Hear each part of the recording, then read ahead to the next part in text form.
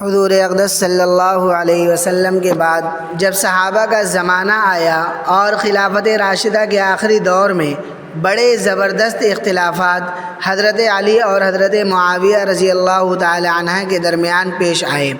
اور جنگ تک نوبت پہنچ گئی، اور حضرت علی رضی اللہ تعالی عنہ اور حضرت عائشہ رضی اللہ تعالی عنہ کے درمیان اختلاف ہوا اور اس میں بھی جنگ کی نوبت پہنچی۔ ان اختلاف کے ذریعے اللہ تعالیٰ نے صحابہ اکرام کے زمانے میں ہی یہ سب کچھ دکھا دیا تاکہ آنے والی امت کے لیے صحابہ اکرام ہی کی زندگی سے رہنمائی کا ایک راستہ مل جائے کہ جب کبھی آئندہ اس قسم کے واقعات پیش آئے تو کیا کرنا چاہیے۔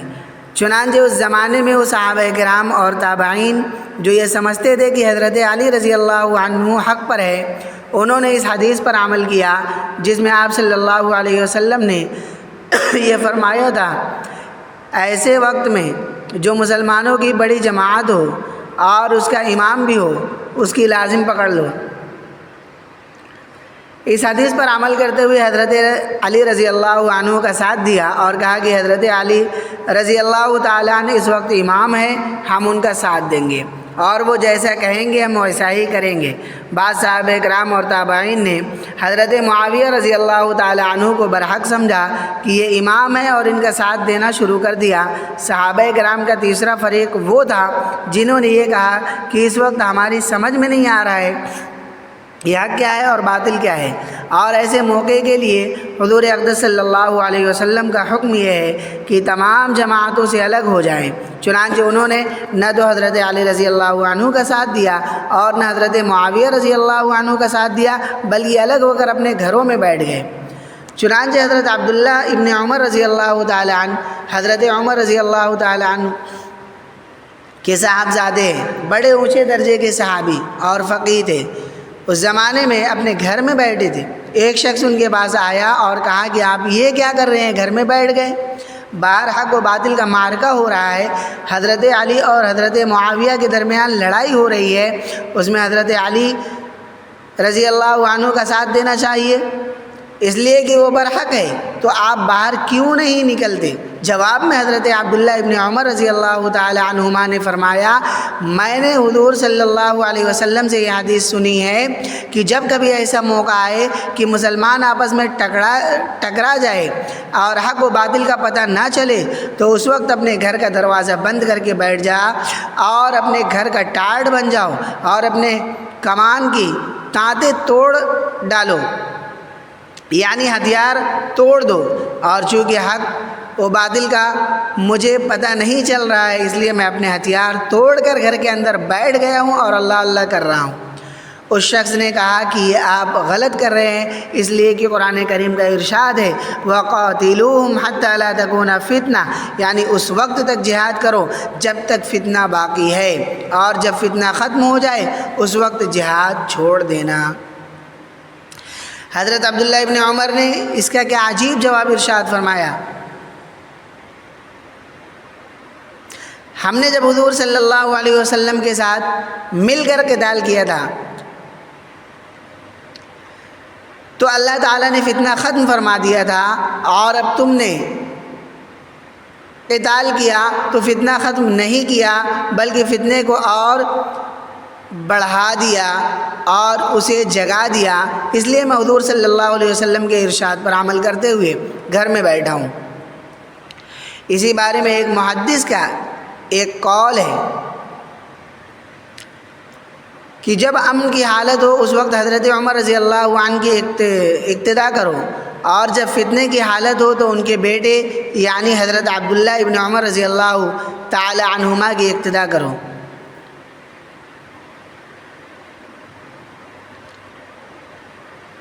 یعنی امن کی حالت میں یہ دیکھو کہ حضرت عمر رضی اللہ عنہ کا کیا طرز عمل تھا، ان کی اقتداء کرتے ہوئے وہ طرز عمل تم بھی اختیار کرو، اور فتنے کی حالت میں یہ دیکھو کہ ان کے بیٹے حضرت عبداللہ ابن عمر نے کیا طرز عمل اختیار کیا تھا، وہ یہ کہ تلوار توڑ کر گھر کے اندر الگ ہو کر بیٹھ گئے اور کسی کا ساتھ نہیں دیا، تم بھی فتنے کی حالت میں ان کی اتباع کرو۔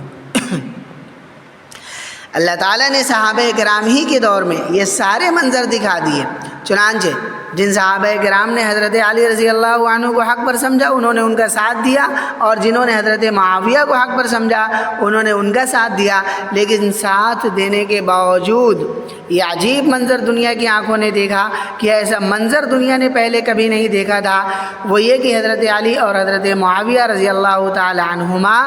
دونوں ایک دوسرے سے برسر پیکار بھی ہے، لیکن جب حضرت علی رضی اللہ عنہ کے لشکر میں سے کسی کا انتقال ہو جاتا تو حضرت معاویہ لشکر کے لوگ اس کے جنازے میں آ کر شریک ہوتے، اور جب حضرت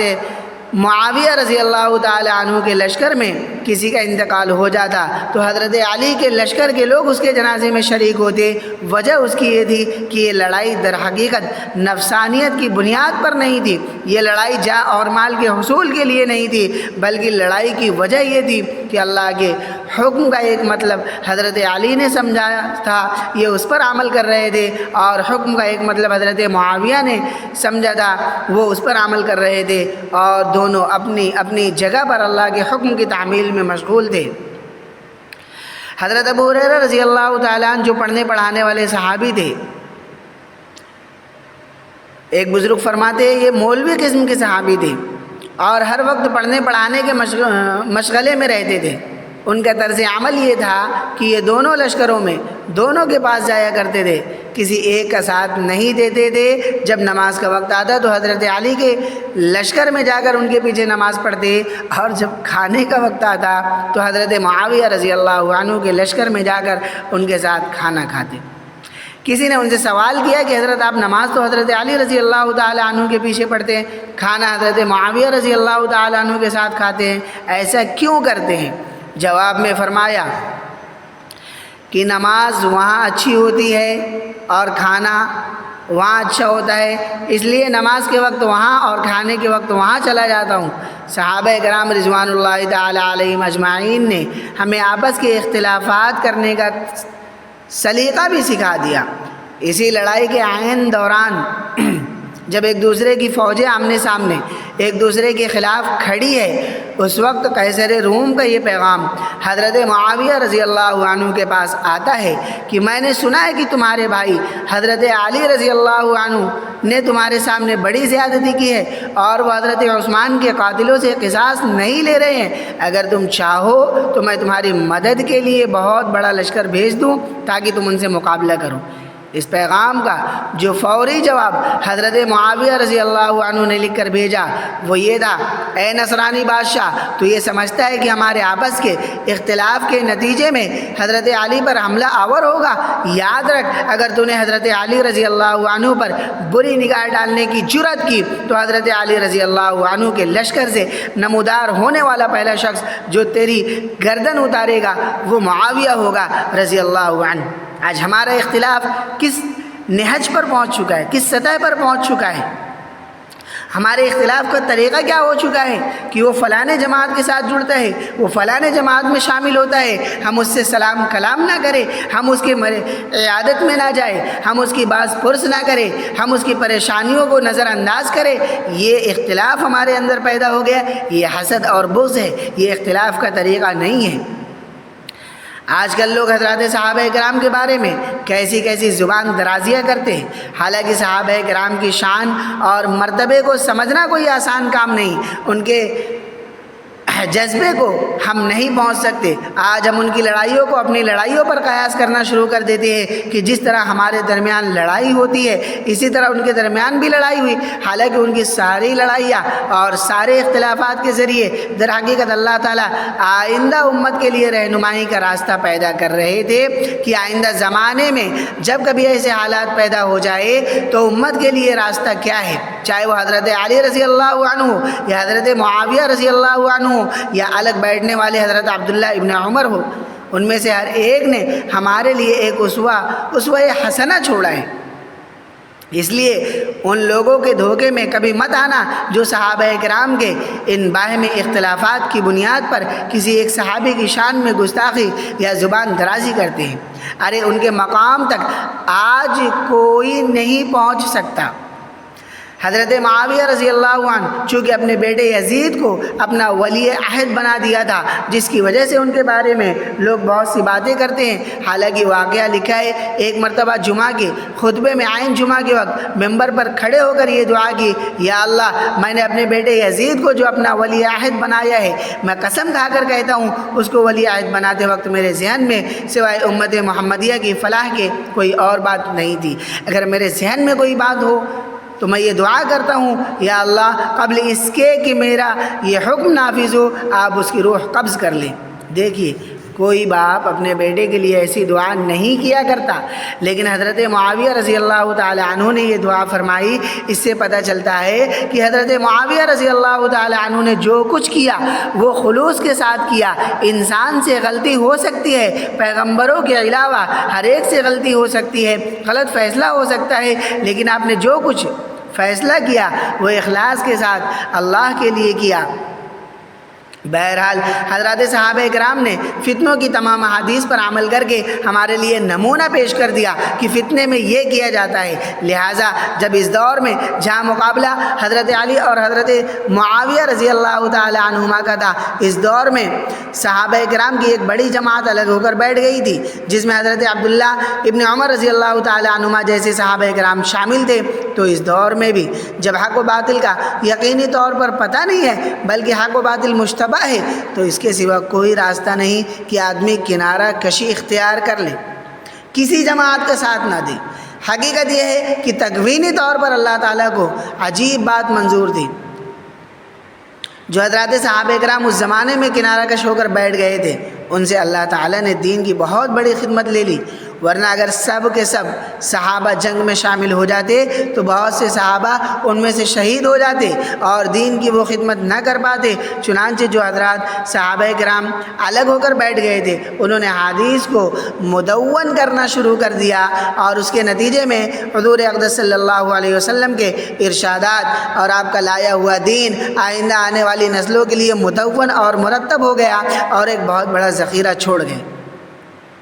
بہرحال فتنے کے دور میں یہ حکم دیا گیا کہ گھر کا دروازہ بند کر کے بیٹھ جاؤ اور اللہ اللہ کرو اور اپنی اصلاح کی فکر کرو کہ میں گناہوں سے بچ جاؤں اور اللہ کا مطیع اور فرما بردار بن جاؤں، میری بیوی بچے بھی مطیع اور فرما بردار بن جائے۔ حقیقت یہ ہے کہ ایک پیغمبر ہی ایسا نسخہ بتا سکتا ہے، ہر انسان کے بس کا کام نہیں ہے وہ ایسا نسخہ بتا سکے، اس لیے اس نسخے پر عمل کرتے ہوئے ہر انسان اپنی اصلاح کی طرف متوجہ ہو جائے۔ معاشرہ تو انہی افراد کے مجموعے کا نام ہے۔ جب ایک فرد کی اصلاح ہو گئی اور وہ درست ہو گیا تو کم از کم معاشرے سے ایک برائی تو دور ہو گئی، اور جب دوسرا فرد درست ہو گیا دوسری برائی درست ہو گئی۔ اسی طرح چراغ سے چراغ جلتا ہے اور افراد سے معاشرہ بنتا ہے، آہستہ آہستہ سارا معاشرہ درست ہو جائے گا۔ آج ہم جس دور سے گزر رہے ہیں یہ شدید فتنے کا دور ہے، اس کے لیے حضور صلی اللہ علیہ وسلم 1400 سال پہلے یہ نسخہ بتا گئے کہ کسی پارٹی میں شامل مت ہونا، حتی الامکان گھر میں بیٹھو اور تماشا دیکھنے کے لیے بھی گھر سے باہر مت جاؤ، اور اب اصلاح کی فکر کرو اور یہ دیکھو کہ میرے اندر کیا برائی ہے اور میں کن برائیوں کے اندر مبتلا ہوں۔ ہو سکتا ہے کہ پورے معاشرے کے اندر جو فتنہ پھیلا ہوا ہے وہ میرے گناہوں کی نحوست ہو۔ ہر انسان کو یہ سوچنا چاہیے کہ یہ جو کچھ ہو رہا ہے شاید میرے گناہوں کی وجہ سے ہو رہا ہے۔ حضرت ذوالنون مصری رحمۃ اللہ علیہ کے پاس لوگ قحط سالی کی شکایت کرنے گئے تو انہوں نے کہا کہ یہ سب میرے گناہوں کی وجہ سے ہو رہا ہے، میں یہاں سے چلا جاتا ہوں، شاید اللہ تعالیٰ تم پر رحمت نازل فرما دے۔ آج ہم لوگوں کو دوسروں پر تبصرہ کرنا آتا ہے کہ لوگ یوں کر رہے ہیں، لوگوں کے اندر یہ خرابیاں ہے جس کی وجہ سے فساد ہو رہا ہے، لیکن اپنے گریبان میں منہ ڈال کر دیکھنے والا شاذ و نادر ہی کو آج کوئی ملے گا۔ اس لیے دوسروں کو چھوڑو اور اپنی اصلاح کی فکر کرو، اور اپنی اصلاح کی فکر کا ادنا درجہ یہ ہے کہ صبح سے لے کر شام تک جو گناہ ہم سے سرزد ہوتے ہیں ان کو ایک ایک کر کر چھوڑنے کی فکر کرو، اور ہر روز اللہ تعالیٰ کے حضور توبہ و استغفار کرو اور یہ دعا کرو، یا اللہ یہ فتنے کا زمانہ ہے، مجھے اور میرے گھر والوں اور میری اولاد کو اپنی رحمت سے اس فتنہ سے دور رکھیے۔ اللہم انا نعوذ بک من الفتن ما ظہر منها وما بطن، اے اللہ ہم آپ کی تمام ظاہری اور باطنی فتنوں سے پناہ مانگتے ہیں۔ دعا کرنے کے ساتھ ساتھ غیبت سے، نگاہ کے گناہ سے، فحاشی اور عریانی کے گناہوں سے، اور دوسروں کی دل آزاری کے گناہ سے، رشوت کے گناہ سے، سود کے گناہ سے اپنے آپ کو جتنا ہو سکے ان سے بچانے کی کوشش کرو۔ لیکن اگر غفلت میں یہ زندگی گزار دی تو پھر اللہ تعالیٰ بچائے، انجام بڑا خراب نظر آتا ہے۔ اللہ تعالیٰ مجھے اور آپ سب کو ان باتوں پر عمل کی توفیق عطا فرمائے۔ دوستو، بیان میں کوئی غلطی ہوئی ہو تو آپ ہمیں اصلاح کے لیے میسج کر سکتے ہیں۔